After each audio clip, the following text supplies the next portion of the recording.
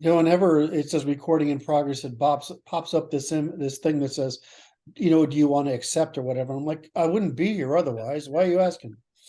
Anyway, this is this is Curt, Doolittle, Luke Weinhagen. I'm here for the Natural Law Institute. We're doing a chapter by chapter walkthrough of Luke's book, which he'll raise up momentarily, the Primal Primer. If you haven't seen the previous ones, please do. It's sort of one chapter depends on the other. And this chapter is called Disrupted Environment, How to Read a Room, chapter 6. Yes? Yes. So what are you trying to get across in this chapter?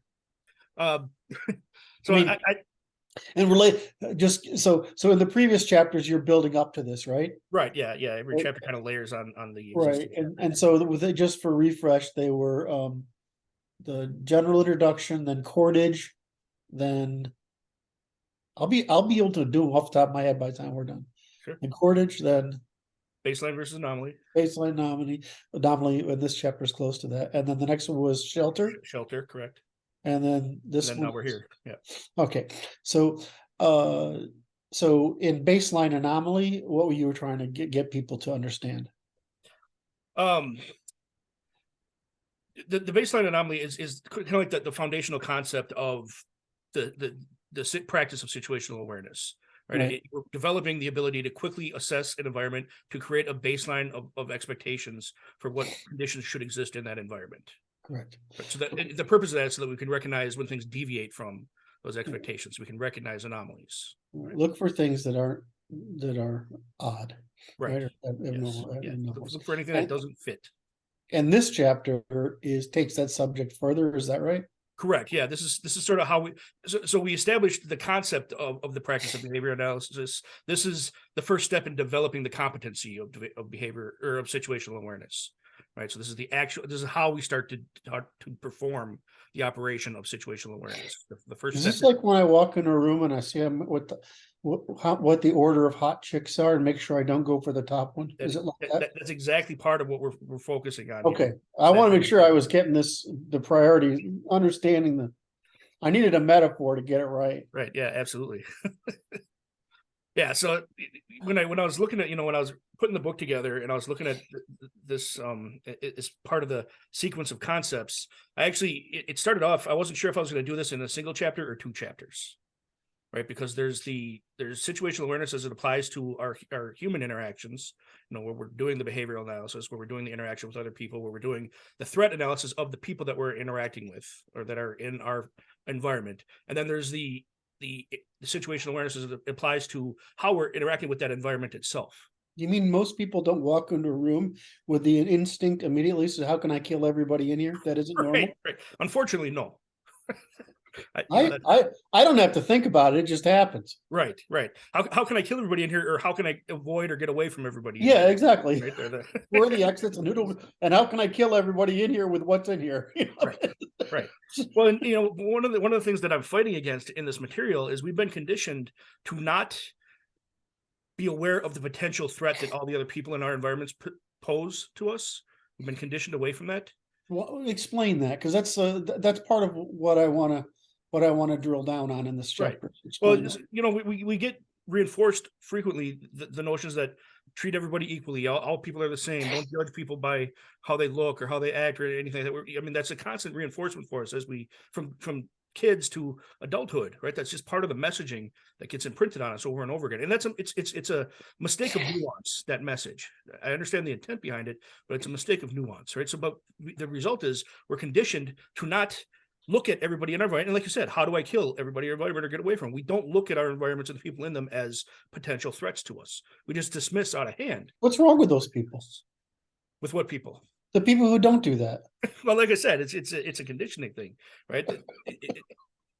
We don't have direct exposure to the environment, the environmental pressures to produce that mindset that requires or demands that we step into that frame, and we aren't proxying that. We're actually proxying the opposite of it in our development. right? Mhm. We're undermining that awareness. And so we kind of have to rebuild it. And that's what I'm doing in the book here. So that's the human threat. But the other step from that, right? That's one element of detachment from awareness of the threats that we've been conditioned to operate in or exist in. The other one is we don't even recognize the threats that our environment itself poses to us. Right? I mean, we're Okay, surrounded so by dangerous things all the time. We don't recognize that we're surrounded by dangerous things all the time. We don't. It's like it's not part of our awareness. It's you not mean part of women drivers? women drivers all. That's that's the thing though. I mean, Sorry. you got to think about all the people operating machinery that we pass through, not just drivers, but Yeah. construction workers and people fixing the roads and all that kind of stuff. They're as focused on their task as you are. Right. So think about Right. that. We've got, thousands of pounds of metal and chemical and plastic hurtling by us on a regular basis. And yet we dismiss it out of hand that that's a potential threat to us. We're not paying any attention to the fact that condition exists in our environment. So it's not just the human threats, it's the actual physical environment that we're in as well that poses its own threats. You see those videos of people, they're so focused on their phone, they walk into a light post or a traffic signal post or something like that, right? I mean, we're surrounded by danger. And it's not, I don't say that to produce a sense of dread or anxiety. It's just, it's not part of our awareness, so we can't account for it. That's it. This goes back to your central thesis, which is if you're not agentful, right? You're not full of it. You don't have agency, then you're externalizing that responsibility for agency on others. And at that point, you become dependent upon others. And when you become dependent upon others, you can become the victim of others. Yeah. So I mean, what I hear in my head, like I said all the time, and is the opposite side that would say, well, I'm trying to tie this back to the person walking across the street with their phone, right? Is it, well, I don't want to live in a world as if I'm paranoid. Well, you're going to touch upon that in the next bit, I know, which is Right. because it's not just being threats, it's also opportunities. Right. Yes. But so what has the world really changed so much? Because we have so much dopamine coming at us fast that people first became city dwellers have this. The city people versus country people. If you live in the country, you have to walk things. You become aware of things like when I was a kid, certain animals that get out of the farm are actually dangerous, especially male bulls, right? I mean, all right. You're aware that there are coyotes and cougars and stuff like that around because it's a part of life. You're also aware that that people can just drive up to you on the side of the road and they're dangerous because there's no one around to see or hear it. So you become just aware of the situation. Am I correct in what happens is city dwellers become so constrained in their world? I'm just talking about city dwellers. I'm going to use that as a stepping stone. Yes. Then you get down to phone dwellers, where we're almost entirely inside of our heads, oblivious to everybody else. Is that the trend that's happened? Yeah, it's the trend that's happening, and that's why I point to things like the agricultural revolution and the industrial revolution as key points in these key tipping points in our dependence and our expansion of dependence, right? But then what happens is we have a feedback system in place as well. So, right? So the city dwellers start to lose these competencies as they sit in those dopamine states, as they sit in that separation from nature's pressures, right? What you were describing about living in the country, you're just directly exposed to nature's pressures, right? In the cities, you're much less so, right? So, but then they start driving the feedback systems. They start driving the conditioning systems. They start driving the institutions, how the institutions present the proxies for nature's feedback, right? How the schools present the proxies for nature's feedback. That's when we start getting the treat everybody equal, treat everybody the same. That may benefit you in a city. It may give the appearance of a lower cost of interaction. It's not accurate. It's not true, but it may give that. It's also, you probably in a city you can't do anything about it because the diversity is so high. Right. I mean, what are you going to do? Right. So, but again, I think that misses a nuance. I think that's an inaccurate frame, but it misses a nuance, right? And that's another thing I'm trying to add with the book is that nuance. But then that feedback system, it starts to extend back into those rural areas because the schools are all teaching the same things. The entertainment's all teaching the same thing. The social structures are all teaching the same thing. So while there's in the countries, in the rural areas, you may still have some of that direct exposure pressure, but it's also being compromised and undermined by this feedback loop from the cities that are driving the institutional messaging, the Yes. narrative. So I'm sorry, I keep interrupting you, but I mean, I just find what you're talking about fascinating. Right. So, because to me, it's just natural, and the fact that it isn't natural, it is kind of, it's just weird to me. But I mean, why should it be weird? I mean, it's where the world direction has been going, right? I mean, we're down into your phone, so you walk in front of a bus. I mean, who would do that? I mean, so, I mean, there's a thing about it. I gotta tell you, there's a fucking thing about it in Russia. It's sort of like there's an attitude of some certain minorities that they'll walk in front of your car intentionally to make you stop, and then walk slower to make you wait longer. Right. Well, in Russia, there's this problem of they don't really have, like, they have wide roads, and then they put these stripes on the road for the crossing, right? But then you get the people who just think I'm in the right, and they walk across it, and the people coming from this way don't see them, and they just, so you see people take the Russian short flight, which is being hit by a car, every single day over there, because people are so egoistically stubborn. So is that they're not situationally aware? Is there a difference between male and female situational awareness? Not in the way I approach it, not functionally in the way I teach or the way I develop it or the way I practice it with people. What stands out as a baseline in an environment is probably going to be colored by things like that. Male or I female. notice that women are really captured by the interpersonal relationship more than men are captured by the inner. And so that's, I don't find that we're generally more or less, we're generally at least equally situationally aware. Right. But I find that when women are distracted by an interpersonal interaction, they tend to so exclusively focus on it. And I'm just wondering if that's something, it's probably something you don't cover. No, it's not something I cover specifically, because at the basic level, the threat, The principle's the same. right? The threat, if something can kill you, it can kill you. Right. So that I'm trying to cover the base level stuff with all this material, and that's universal because our basic human needs are universal. Right. So, but when it comes down, to what represents a threatened environment, you're going to start to see differences between two guys that have different capacities. Yes, absolutely. That represent a threat, they're going to be different for them. So it's I'm little. I gotta worry about everybody. Right. So, but it starts to express differently for everybody as individuals, and of course, it expresses differently for groups of people as well that have shared characteristics and stuff like that. But the underlying thing, because the underlying element of all of this stuff is those basic needs, and it's true about across all animals, right? We all have the same basic needs, food, water, maintaining exposure, security, safety, reproduction, things like that. I mean, we have the same core needs as living creatures. But again, going back to people who are increasingly oblivious, right? And they're losing this, and they're becoming victims of their environments because they're losing this.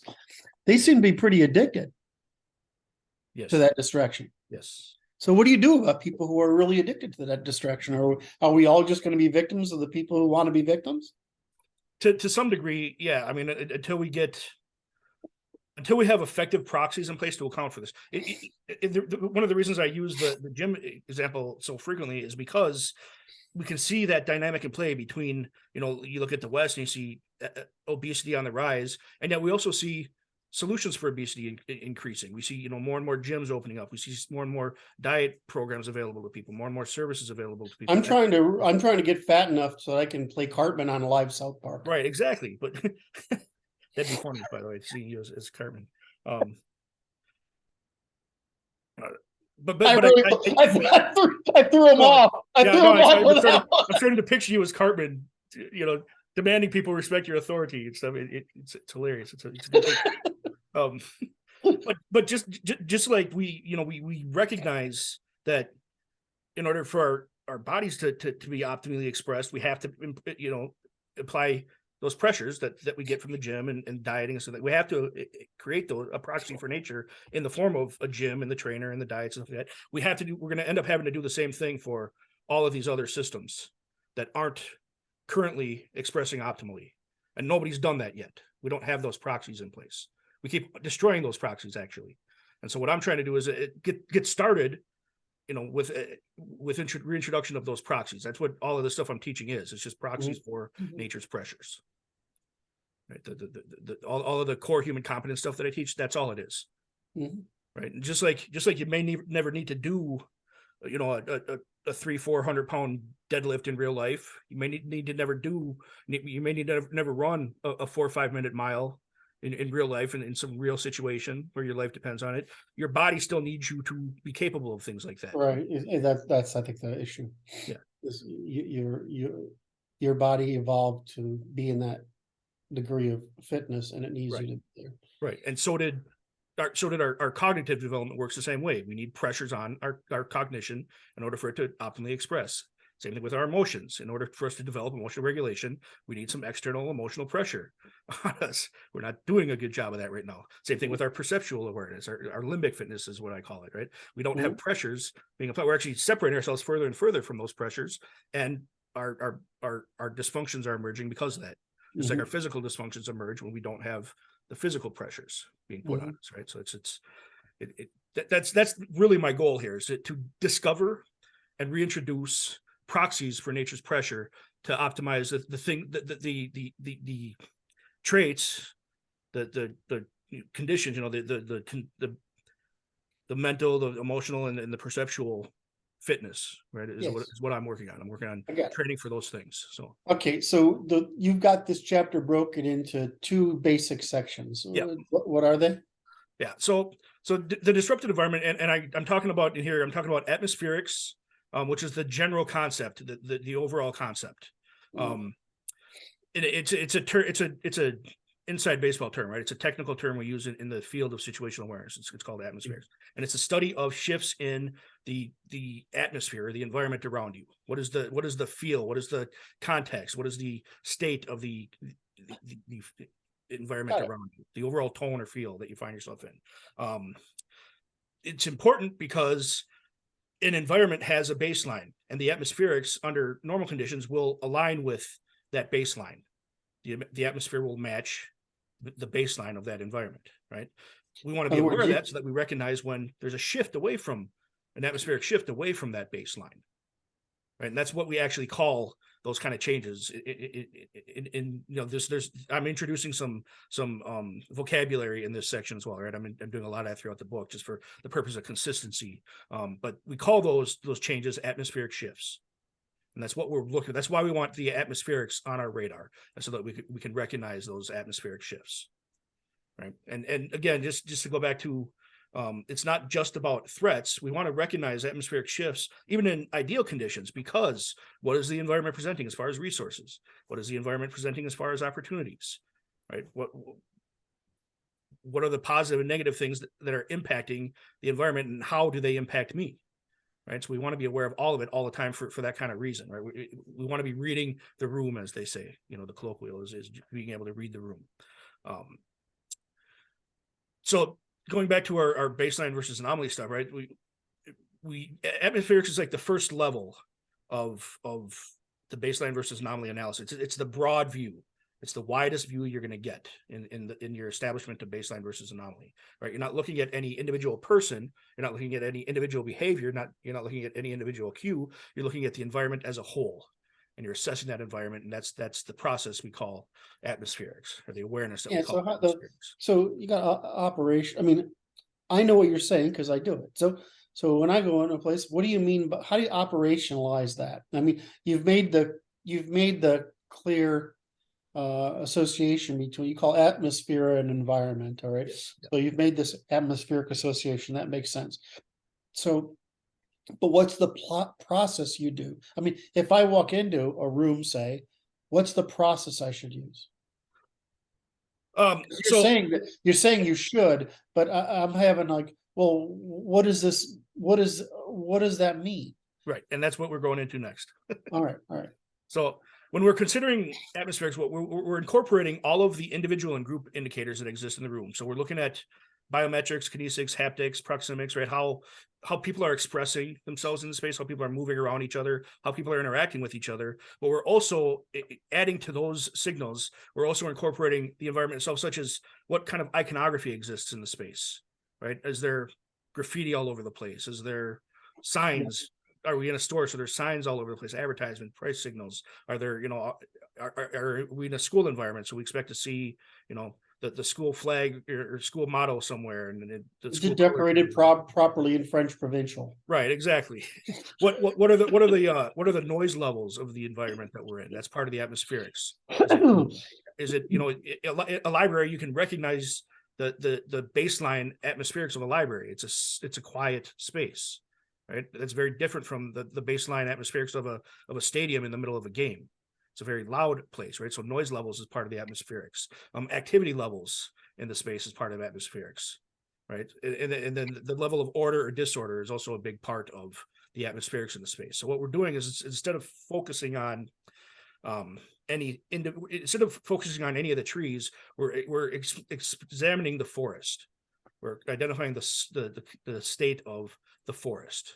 Is it a quiet forest? Is it a loud forest? Is it an ordered forest, a disordered forest? Is there a fire raging in the forest or no fire raging in the forest, right? We don't care right now if any of the individual trees are on fire. We want to know if the forest is on fire, right? There's a difference there. So that's what I'm doing. The practice of it's about expanding your focus as broadly as possible in the space, expanding your awareness as broadly as possible in the space, and getting the overall feel for the space that you're in, the environment. Does that mean I go around and grab everybody and feel them? Well, if you can get away with it, it would help. I'm thinking that wouldn't work out well. You would then become the anomaly in that environment. You would become the disruption. You would be contributing or creating the disrupted environment in that case, right? So in order to establish or incorporate all of those signals, what we're looking for are what we're calling atmospheric shifts, right? I mentioned earlier that an environment has a baseline. Ideally, the atmospherics align with that baseline. There is no shift away from that baseline. What we're looking for happening as far as identifying anomalies is positive, negative, or neutral shifts in the atmosphere. So a positive shift, a positive atmospheric shift is what we call an atmospheric pull, right? So it means there's something that has been introduced to the atmosphere that's pulling all of the people in the atmosphere towards it. One of the examples I use frequently is, you're a kid playing on the playground and suddenly you hear that jingle down the road. You can't quite see it yet, but you hear it. And what does that do is you see all the kids in the playground, they start to hear that jingle. They start to congregate towards the street or the parking lot where they expect that the source of the jingle to appear, right? The ice cream truck. The ice cream truck in that situation You still do that, by the way? Is that still going on? Yeah, I still see them every once in a while, but I mean it's winter here, so they don't go around in the winter time. In the summertime, you still see them. But the ice cream truck in that scenario represents an atmospheric, a positive atmospheric shift. It's called a pull, an atmospheric pull towards something that is desired, something that people want to experience, right? At the same time, if you're you're walking down the street and suddenly you see a dozen people come around the corner running flat out towards you and then past you, your natural urge is to join them in running away from whatever they're running away from. Yep. Right? That would be a negative atmospheric shift. That would be an atmospheric pull or push. I mean, they're being pushed away from something negative that's been introduced to the environment. Mm-hmm. So the positive pulls us towards it. The negative pushes us away from it. Mm-hmm. Right? But both are atmospheric shifts. Now there's also neutral atmospheric shifts where something has been added to the environment that doesn't create a push or a pull, but it does change the tone of the environment. It shifts the atmospherics of the environment, right? It just doesn't introduce a push or a pull away or towards. Like you're in the coffee shop that we use as an example frequently in these conversations, and the live music starts playing.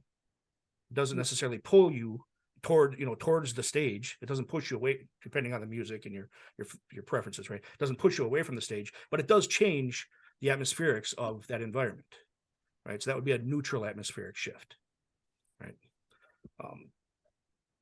So again, that's just the introduction of vocabulary section of this chapter, right? Is the atmospherics, the atmospheric push or the atmospheric shifts, the pushes, the pulls, and so it's positive, negative, and neutral. it's push pull and no change at all. When you teach this, do you have like PowerPoints and things like that? Yep. Yeah, I use PowerPoints throughout all of this material, and I actually teach it in the opposite order when I'm doing the live classes that I do in the book. But because I'm marrying the situation awareness and behavior analysis training to the core human competence training, that the order fits better The other way in around. reverse on the situational awareness side of things. Yes, So, yes. So when I'm doing the live training, and I have PowerPoints and examples of stuff that I go through for all these in the live training, I go, I do biometrics, kinesics, then I do proxemics, and then I do atmospherics. It's kind of how it works. So I start at the individual, and I'm reading the individual, the unconscious expressions the individual exhibits, the cues that the biometric cues that they give off. What is their actual physiology doing in response to their environment? Right. That's the biometrics. Then it's the kinesics. What are their behaviors telling us, right? Then it's the proxemics. How are they interacting with each other in the space, or how are they navigating the space? Right. That's their proxemics. And then we get into atmospherics, which is what we're talking about here with the situational awareness stuff. So yeah, I teach all of this stuff, and I have slides and stuff that goes into detail about all of it when I do the actual presentations. I'm just helping you upsell that, dude. That's yeah, all. no, it's good. It's good stuff. And again, this stuff, the mistake people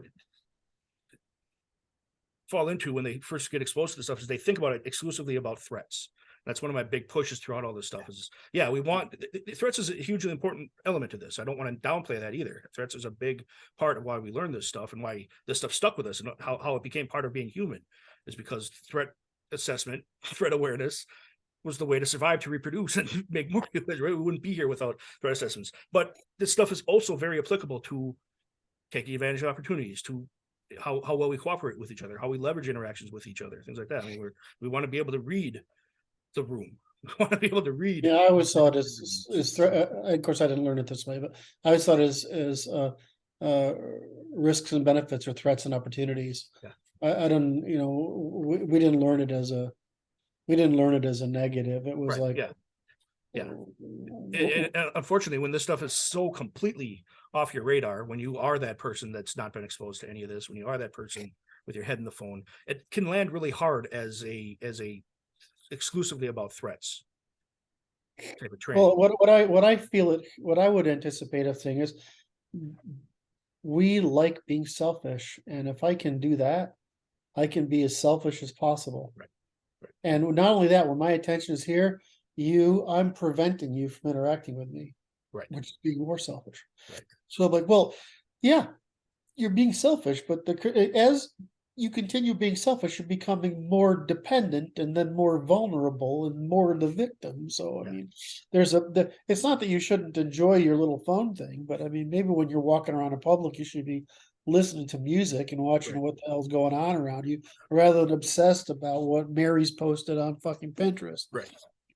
Right, exactly. And some of this stuff, we genuinely evolved to pick up on this stuff. Right? I mean, our limbic system is taking in all of these signals all the time, and our bodies are responding to those signals, whether we want them to or not, whether we want to be aware of them or not. We're still taking them all in, and our body is responding to these signals. So that sense of anxiety you're feeling all the time, it doesn't go away if you don't correct for it. If you don't start to develop situational awareness. So you can have the puppies and unicorns and balloons with anxiety by not developing this stuff, or you can have the puppies and unicorns and balloons without anxiety by developing this stuff. Right. By developing situational awareness and behavioral analysis. I remember how hard it was for me, because I remember driving my Jaguar, and I'm, because I got the first phones, right? So I had them early, and I'm like, I'm driving really dangerously right now. I shouldn't be doing this. And the amount of willpower it takes to not pick up. It's like picking up and looking is one thing, but picking up and scrolling and reading, or picking up and scrolling and responding, those are like really bad things, and the amount of willpower it took for me to say, it's okay to is that a crisis? No.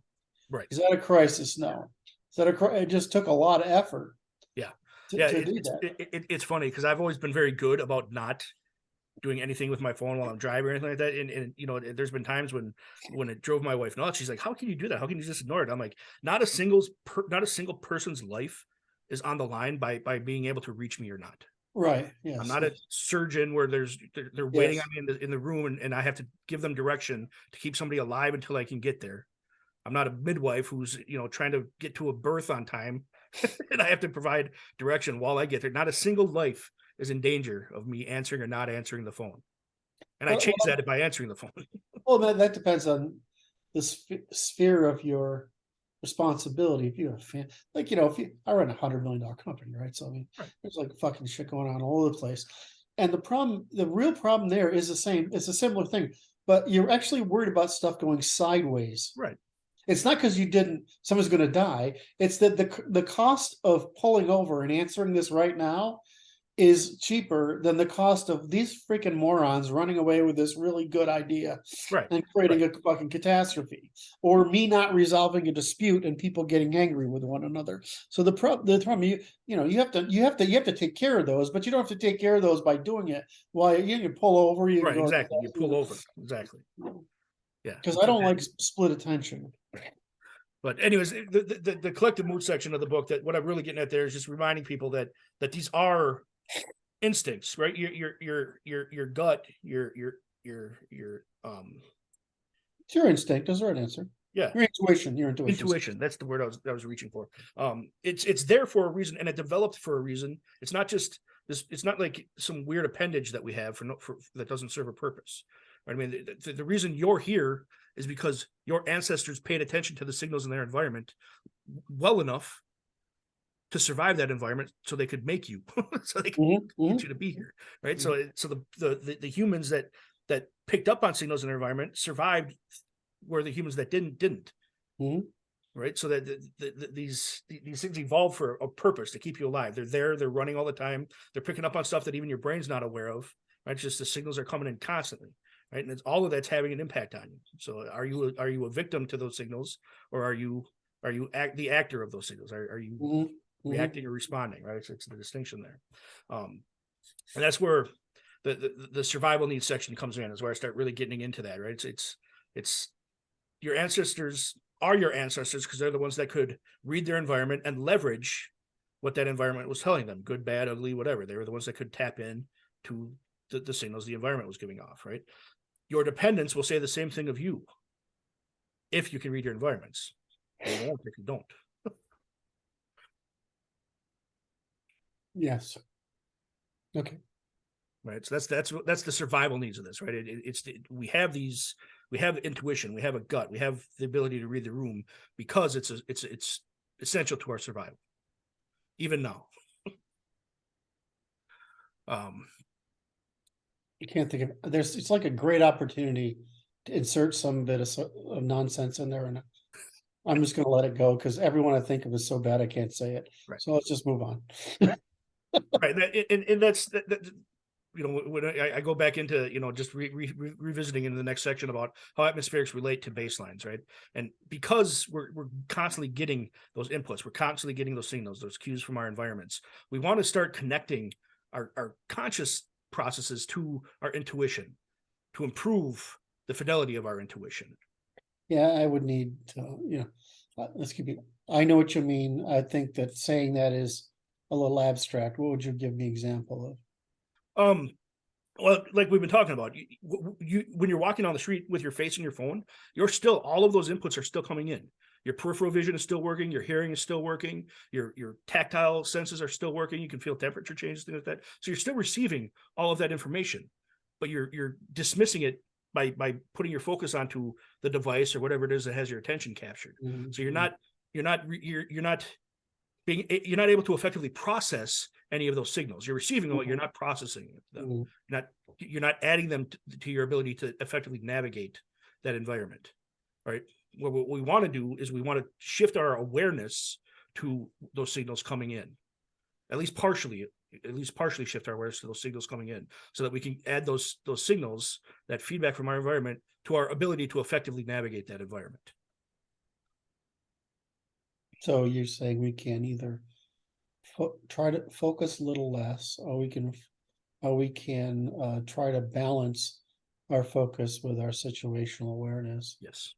And then basically that means don't become so obsessed with whatever you're you're doing that you lose your situational awareness. Yeah, depending on how dynamic your atmosphere is, your environment is, that kind of dictates how frequently you want to check in with it. If it's changing rapidly, then you want to be checking in with it, you redefining your baseline of it on a regular basis. If it's pretty static, then you can afford to not reassess your baseline or redo your baseline as frequently, right? You can read your book at the coffee shop if there's not a lot going on at the coffee shop, right? I'm not saying that we have to be dialed in 100% to our environment all the time. We want to be dialed into the atmospherics of our environment 100% of the time so that we can determine whether or not we need to focus in on more of the details of the environment or not. Right. That's the reason we start with atmospherics. I'm trying to figure out how would I recommend people, what was the behavioral shift I'd recommend? The atmospheric shift. Yeah, well, how would I do that so that I maintained, if I was trying to tell somebody, because it's not a problem for me. Right. So if I was to tell somebody, how do you maintain your situational awareness at all times? And the answer is, don't get so fucking focused on whatever it is you're doing. The problem is when it's just so exciting, especially if it's social. Right. To engage in other, because remember, when you're engaging with a person, that's the most consumption your brain can produce. So in other words, you're going to focus more of that than anything else. Right. Just the problem, right? So if you're doing social stuff when you're in a situational environment, that's probably the primary problem. If you're looking up, you're just browsing a few things and you're keep maintaining awareness, that's probably okay. Is that what you're saying? Yeah, and even more than that is going back to the chapter on baseline versus anomaly. Don't dismiss the changes that your senses are picking up. Right. That's the big trap, right? You can be focused on something else as long as when you feel a shift in the atmospherics, you allow that shift to happen. You respond to that shift. You don't dismiss that shift. You don't justify it or explain it away or come up with a reason for it. You don't hear the loud bang and go, "Oh, that was just a car backfiring." You accept that a shift has happened in the atmosphere and you reassess your baseline based on that shift. You don't dismiss it. I teach something different in creativity, which is the same problem. It's the same question, which is when I'm trying to get a person, is that many of us get obsessed with loud thoughts or our first thought. Right. And we don't listen to the edges. And that's where all the novelties occur. Yes. It's your edges, right? Yes. You're not, you're the reason you come up with a great idea is not because it struck you like thunder out of nowhere. It's because it's at the edge of your thought. Right. There's an association. It's off on the fringe. And I noticed in this, I'm just an odd example, but I noticed in myself when I was having difficulty studying, right? Something I didn't like is I was trying to memorize it too hard, rather than just read it 3 times casually. Right. Right. I mean, so because those associations are what make it stick, right? Right. Yeah. Those so I'm just trying to say, how would I try to tell somebody, well, you're just trying to listen, not to the things that are loud, but to the cues, right? What you call anomalies. What's different here? Yes. Yeah. Yeah, and thinking about it like that, thinking about it, you're listening to the edges is a good way of doing it, because that's you can have your focus on something else as long as you're willing to hear the edges, as long as you're willing to hear the peripheral of all of your senses. Right? I mean, that's what they're doing for you, is they're tied into everything, even while you're not. You just can't deny them those signals. You can't shut their signals off to maintain situational awareness. Right. They're sure in a very safe place. Right. Yeah. A place you have a lot of control over. I'm sorry, just the act of God thing. So I don't know if you remember this, but back in Bellevue, there was a skyscraper going up next to my office, and there was only one guy that died when this crane collapsed. He's sitting in his fucking living room at a computer and he gets killed by a fucking right. And I always wondered, it wasn't quiet when it broke, right? Right. And, would you have moved and done something if you hadn't had headphones on? Right. Yeah. So even in situations like that, right, we could recognize that there's times when even the safest environment we can create for ourselves is still not safe. Right. And we can get so focused, so removed from situational awareness where we're still at risk. Yep. So yeah, it's a very natural thing to have happen.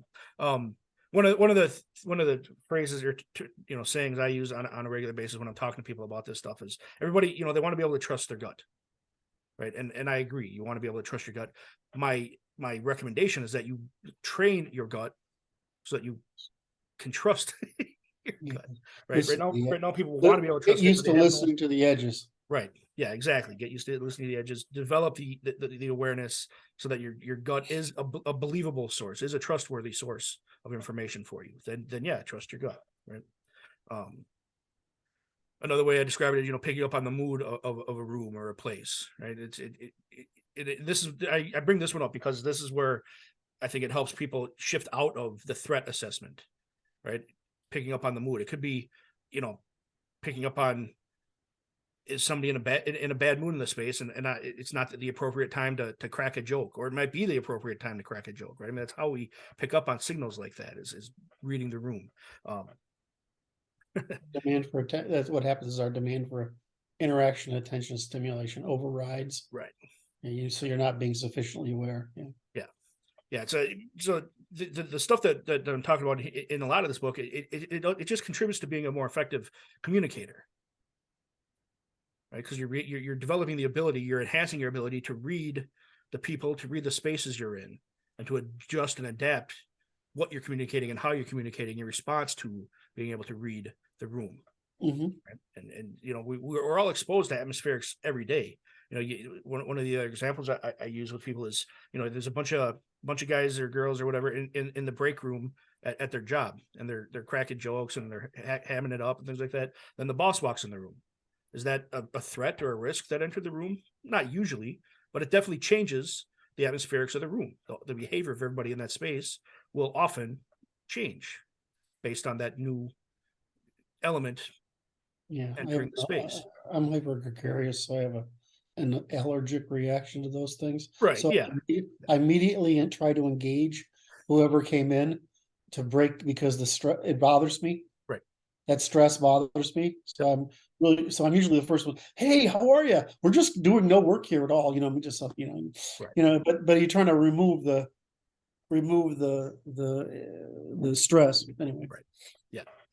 So that's the human interaction side of the atmospherics that I go into in the disrupted environment chapter. Now I shift and start to talk about how the disrupted environment manifests for nature, right? And this is where we go into looking at our environment as a resource, right? So I'm trying to get people away from limiting their thinking to just being about humans, but to expand that to all biology has needs. All biology responds to needs in very similar ways, right? And we can use crocodiles eat you. Right. Yeah. Exactly. Crocodiles, they got to have food and water. Just happened the other day again, and I'm right. How can you live in Florida and not be worried about alligators? I mean, I don't get it. So as we develop competence in all of these skills, we're actually enhancing our ability to not just navigate human interaction, but to navigate all interaction with all of our environment, every aspect of our environment, right? And nature in particular, right? So some of the things I go into in this section is, what does atmospheric shifts look like in nature? What are we looking for? What represents a disrupted environment in nature? From a fieldcraft point of view, from a survival point of view, a core human competence point of view, what are we looking for? We're trying to find resources, right? We're trying to find game. We're trying to find water. We're trying to find things like that, right? So if I can follow, all animals need water, right? So if I can find a game trail, then I can follow all the other animals that need water to their water source. If I need food, I can follow all the other animals that need food to their food source, or I can turn them into a food source, right? So I want to be looking at my environment from that perspective as well. How do I turn the atmospherics of the environment into a resource for me, into a tool to enhance my ability to survive and navigate the environment? So I go into some, I do an introduction on basically tracking in this section of the nature side of the disrupted environment, right? What kind of signs are you looking for when you're following trails, right? And none of this stuff is hard. This section, none of it's hard here, but it's just not on most people's radar. Just learning how to look at an environment and see disruptions in that environment. So are these things that don't make sense. right? Yeah, Why is that there? right. Exactly. You might want to just think about it. Why is that there? That seems odd, right? Right. Why is that spot wet when everything around it is dry? Mm-hmm. Why is that rock tipped over when none of the other rocks are tipped over? Why is that blade of grass bent when none of the other blades of grass are bent? Why is that blood stained there? Right. Why is that candy wrapper there? Right. And somebody just got killed by, I don't know if somebody got killed by a bear because they didn't. Right. Yeah, exactly. They didn't turn around the minute they saw the blood stain. Right. Yeah. This wasn't that long ago. Why is everything around that spot weathered and that spot isn't weathered? Yes. Right. Because it's newly exposed, things like that. Why does this spot smell funny and the other side, everywhere else doesn't smell funny? So all of these things that go into, the details of paying attention to what's going on in our environment, so that if we had to follow a trail, we could. The flip side of it is, once this stuff's on your awareness and you're trying to avoid leaving trail, right, you start paying attention to how you're impacting the environment as you move through it. Well, how are you disrupting or not disrupting the environment as you move through it? Why is the bear dragging my garbage the same direction every time? Right. Yeah. That was scary. Yeah, I bet. Well, and that's what we forget, because we hold ourselves so separate and above nature, but we all have these common needs, which means we all have very common expressions. We all try to find food, try to acquire food. We all try to acquire water, right? We're constantly trying to acquire resources. We're trying to keep ourselves safe from our environments, things like that. All creatures are doing that. All creatures have mechanisms for doing that. So we can, because of that commonality, we can leverage the behaviors that emerge out of that commonality by being aware of them. That's kind of what I'm getting at in a lot of this section here. So are you done or not? Because I have a summary sort of thing. Yeah. The last part, the last section of the book here is about evading predators, right? All of our predators have needs just like we do, including the human predators, and that's what makes their behavior predictable. Didn't they just do cannibal something on Last of Us episode? Something like that. Yeah, I don't know. So, but again, it's that consistency of needs, that underlying need, that basic level needs that are consistent across all biological organisms, that allows us to make predictions about and basically do behavioral analysis on and situational awareness on all of the things, all of the organisms that exist in our environments, all of the people, all of the animals, all of the plants, and everything. They're all responding to their needs. And because of that, we can anticipate what behavior should or shouldn't be there, and what's going to happen because of those behaviors, because of that commonality of needs. Okay, so I want to do this series because I want to promote you, because part of not only my job, but we're friends.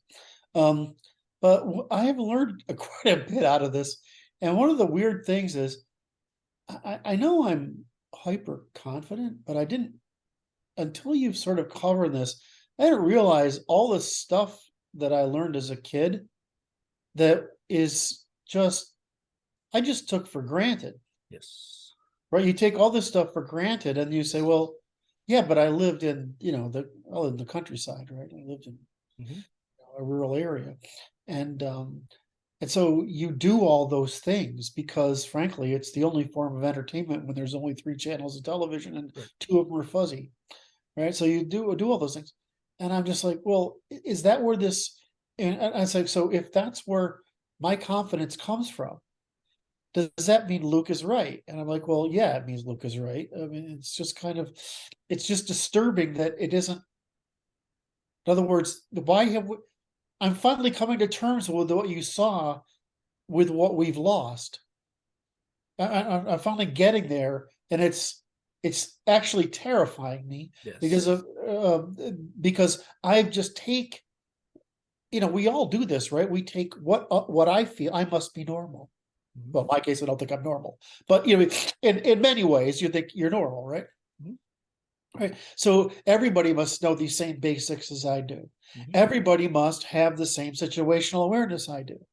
Everybody must know how to do things like making a rope and making shelter and Right. knowing how to walk trails and go hunting if with a bow or with a rifle or even a pistol, right? And how to, you just learned all those things because when I was a kid, you just learned those things, right?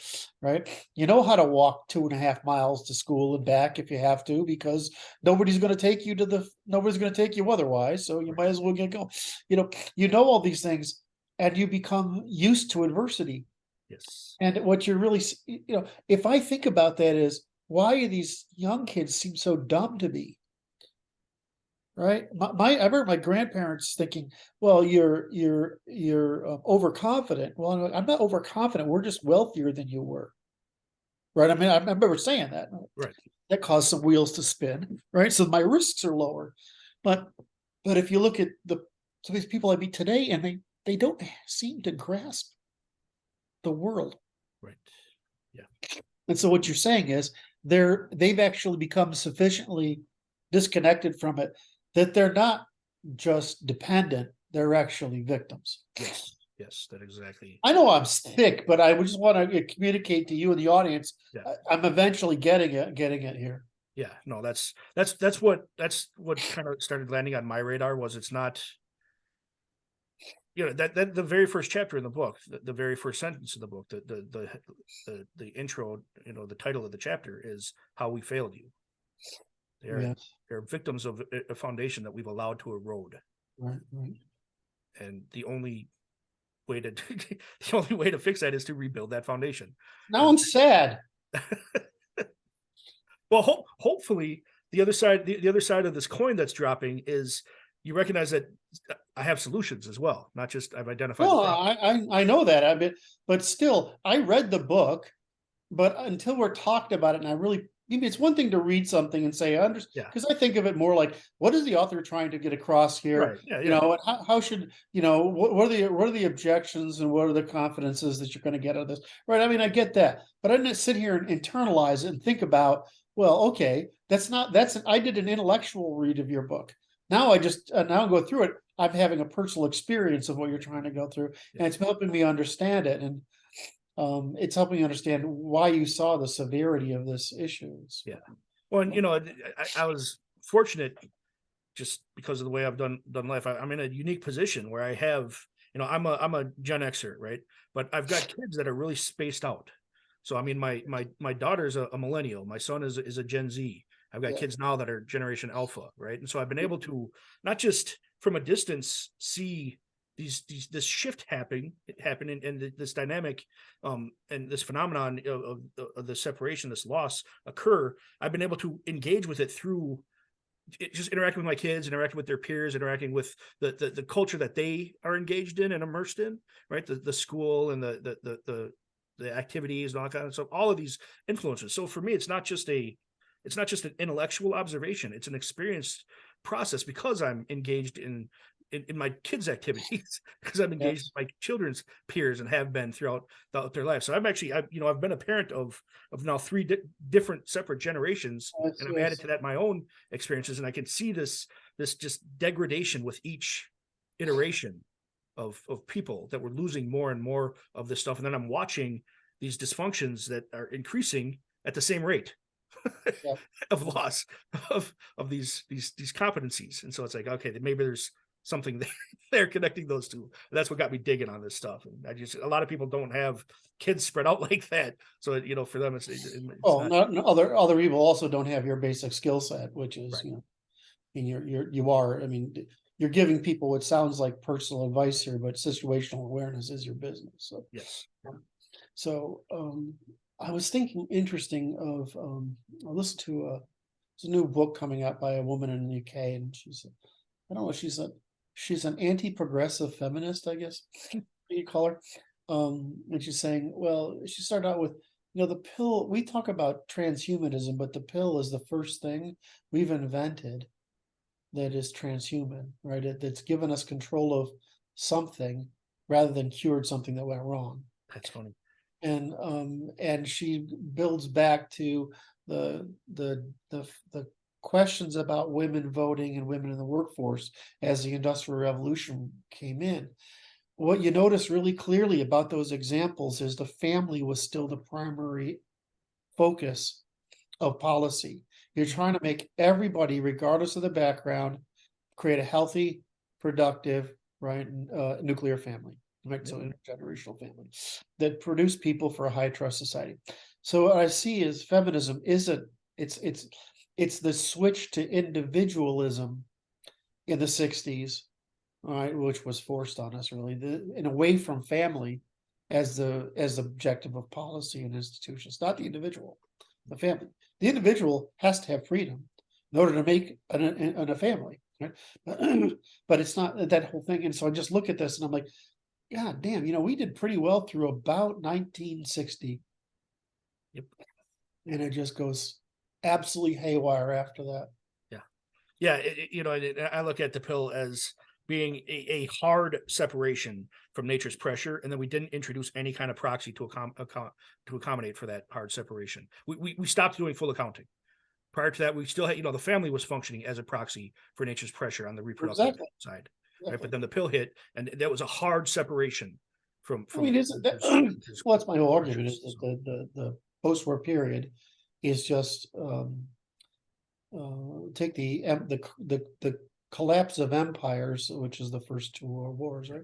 The end of empire and the conversion of federations. To some degree, our problems with Russia, China, Iran, etc., are the continuation of this world wars, which are the collapse of empires, right, and the rest and the conversion of federations.